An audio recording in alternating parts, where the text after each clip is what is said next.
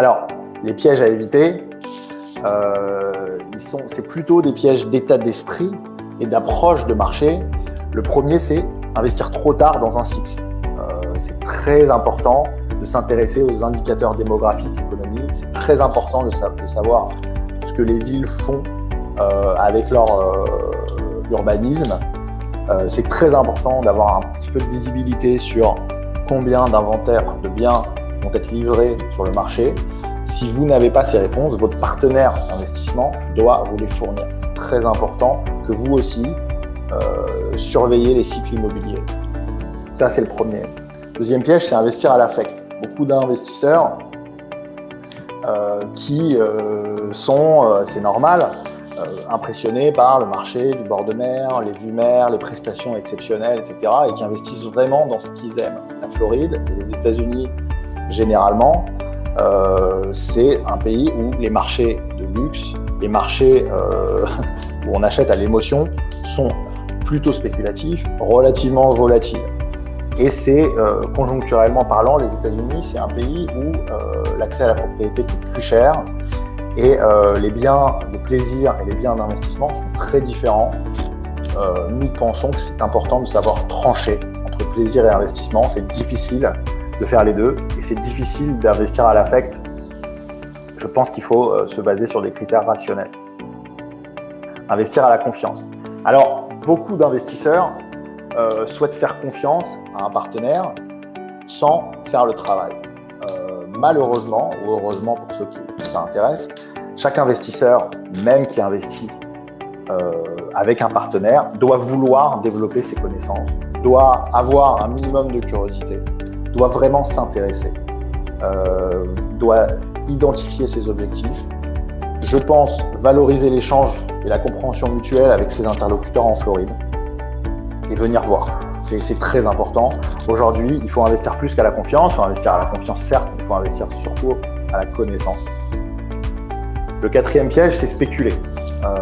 Aujourd'hui, la sécurité, c'est le cash flow aux États-Unis. C'est important de raisonner avec des données concrètes et rationnelles, pas des rumeurs ou des souhaits, ce qu'on appelle le wishful thinking aux États-Unis.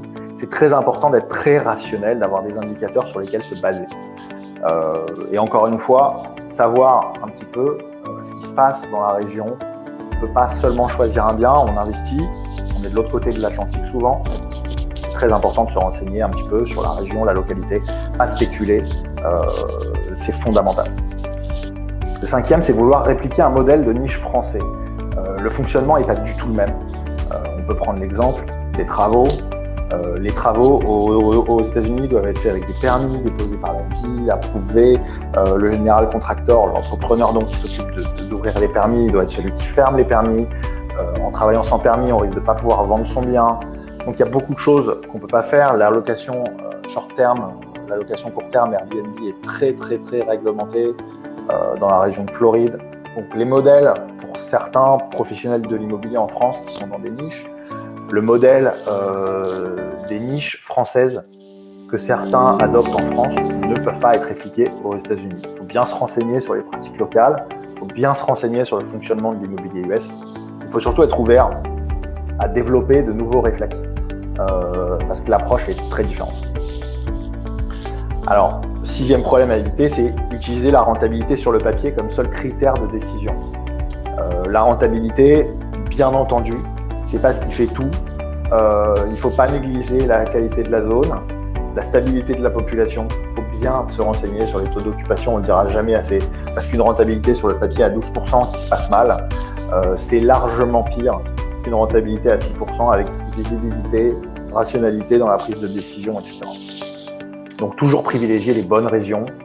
On le dit en France, on le dit aux États-Unis, location. Il n'y a rien de plus important aujourd'hui que la localisation, la rentabilité, ça passe après. Donc, privilégier les régions dynamiques et surtout éviter les zones difficiles, sauf si vous êtes spécialisé là-dedans ou sauf si votre partenaire est spécialisé là-dedans, encore avec vraiment un historique très important. C'est des zones difficiles, c'est des zones où on manque de visibilité, ces zones souvent avec de la criminalité qui sont très vulnérables en cas de secousse. Le septième piège, c'est commencer trop fort. Je pense que c'est un process. Il faut que les investisseurs aient en tête que c'est un process et il faut qu'ils commencent étape par étape, sans chercher à prendre de raccourcis. Beaucoup d'investisseurs qui viennent nous voir avec un budget, on leur recommande très fortement de trouver, d'identifier avec eux une zone de confort qui leur permet de mettre le pied en sécurité. Encore une fois, l'idée, c'est pas forcément de tout investir vite et fort. L'idée, c'est de mettre un pied, de trouver sa zone de confort et de continuer à explorer ce marché étape par étape. Le 8e problème, celui-là je l'aime beaucoup, c'est vouloir faire un coup. Non, il faut avoir un véritable projet d'investissement américain avec une vraie motivation. Il n'y a pas de coup. Aujourd'hui, quand on est un investisseur qui est loin, qui n'a aucune crédibilité sur le marché de Floride, les meilleures affaires, bien entendu, elles ne vont pas aller à un investisseur qui décide de mettre le premier pied dans le marché. Les meilleures affaires, elles sont pour les locaux, elles sont pour les gens bien implantés, qui ont une bonne réputation, avec qui c'est agréable de travailler, avec qui on travaille dans le temps. Donc aujourd'hui, il faut avoir une réelle motivation. Il faut entrer par la petite porte et construire sa crédibilité en tant qu'investisseur pour recevoir des bonnes affaires, puis des meilleures, puis tisser des liens, créer des partenariats et puis y aller étape par étape. C'est très important. Et pour ça, il faut, je pense, valoriser les relations avec ses interlocuteurs et ses partenaires. Et ça, c'est la mentalité américaine, mais je pense qu'elle s'est vraiment beaucoup globalisée. C'est chercher en permanence des configurations win-win. Aujourd'hui, être investisseur, ça suffit plus à recevoir les bonnes affaires, ça suffit plus à recevoir les bons deals. Il faut se faire une réputation. Il faut rentrer par la petite porte. Il faut avoir envie de se lancer dans un process. Alors, le 9e piège est très important, c'est aussi vouloir tout faire tout seul. On a vu qu'il y avait un certain nombre d'interlocuteurs à avoir pour réussir son projet. Il y a l'équipe en charge, il y a des inspecteurs, il y a des title companies, il y a des avocats, il y a du juridique, il y a vraiment plus d'une dizaine d'interlocuteurs à avoir sur les 30-40 jours de la période de closing. Je ne parle même pas de la gestion après, des déclarations de taxes, etc. Donc c'est très important de ne pas vouloir connecter les points tout seul. Limiter au maximum le nombre d'interlocuteurs, ça paraît fondamental parce que sur 10-20 interlocuteurs, si vous n'avez pas un partenaire qui est capable de connecter les points pour vous, qui connaît bien et qui a déjà travaillé avec ces interlocuteurs, vous avez énormément de chances d'avoir des soucis. Donc s'entourer du ou des meilleurs partenaires, alors, nous, ce qu'on aime bien dire, c'est ceux avec qui vous partagez une philosophie et une approche, ça c'est fondamental. Et pour un investisseur qui est loin et qui vient de mettre le premier pied dans le marché américain, je pense honnêtement qu'il faut privilégier un accompagnement global, en tout cas dans un premier temps pour voir et apprendre des autres. Et puis pour la gestion, c'est pareil, c'est très sensible. Beaucoup d'agents immobiliers qui proposent de faire de la gestion locative. Aujourd'hui, surtout si vous êtes sur un marché de niche, c'est très important de confier la gestion à un spécialiste de votre niche. Voilà, et le dernier piège qui nous a bien fait rire avec l'équipe, le dernier piège, c'est d'attendre la prochaine crise. Ce que dit toujours Warren Buffett et les plus grands gérants de fonds, c'est que rien ne coûte aussi cher que d'être hors du marché. L'immobilier, en plus de ça, ça apporte aux États-Unis, ça apporte d'excellentes appréciations qui se composent au fil des ans, des rentabilités très fortes, d'énormes avantages fiscaux.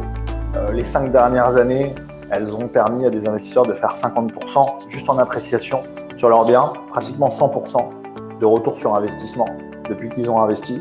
Être hors du marché, ça coûte aujourd'hui très cher. Ce qui est important en revanche, c'est de se positionner dans une zone avec un bon timing. Comme on a vu un petit peu plus tôt, une zone émergente. Peu d'experts s'attendent à une crise aussi globale que ce qui s'est passé. Ça va être peut-être des petites corrections de marché qui sont largement évitables en se positionnant dans le bon timing du cycle et des cycles immobiliers. Et puis, comme on dit toujours, l'approche sécuritaire, c'est se préparer au pire avec les cash flows qui sont la sécurité, mais envisager le meilleur, tout simplement pour la raison que la croissance démographique ne peut que faire croître les prix de l'immobilier et les loyers sur le long terme. Donc attention à être hors du marché, ça coûte très cher. Si vous voulez y aller, il n'y a pas de raison d'attendre une prochaine crise. En revanche, on peut toujours s'y préparer.